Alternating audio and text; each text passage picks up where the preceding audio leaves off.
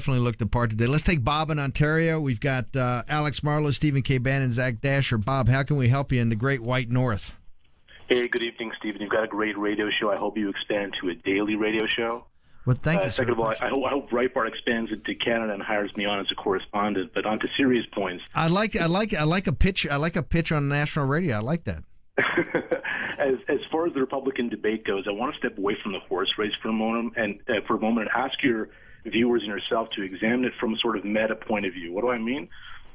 Do people think that the Republican debate actually moved the needle of conservatism in America? If you accept the premise that the number one ideological war, the number one imperative in America is to win over hearts and minds to the values of personal freedom and personal responsibility and all those great things that we think of when we think of American conservatism, the question is as follows. Again, is the Republican debate moving that needle?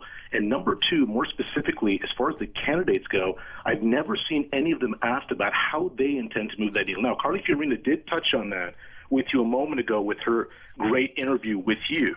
But more broadly, I just don't see them speaking about how do they intend to evangelize. Okay. Hang over a second, because I think you're bringing some brilliant points. Let me be specific. What do you mean when you say advance it? You want a specific program like Carly gave us the 3 things she'd do in the first 90 days in office? Is that the type of thing you want to say? No, I don't mean their agenda for the first day. I mean, I'm talking about doing what Breitbart News is trying to do, which A, is trying to present the truth as far as news analysis goes, but more importantly, to actually missionize the values of freedom and personal responsibility, those great things that really we all identify with American conservatism. Can they move that needle?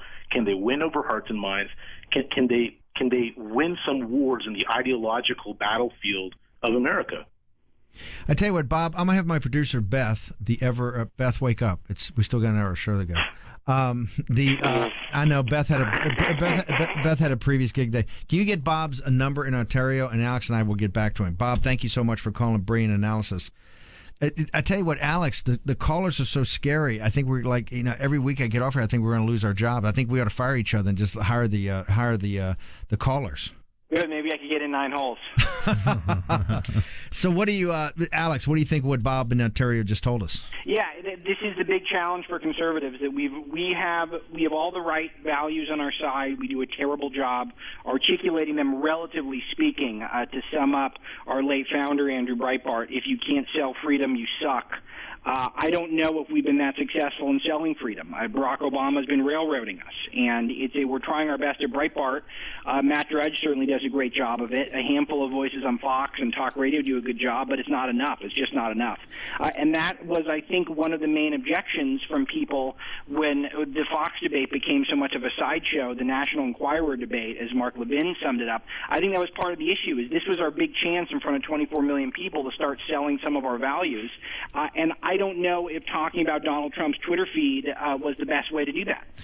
One of the things that's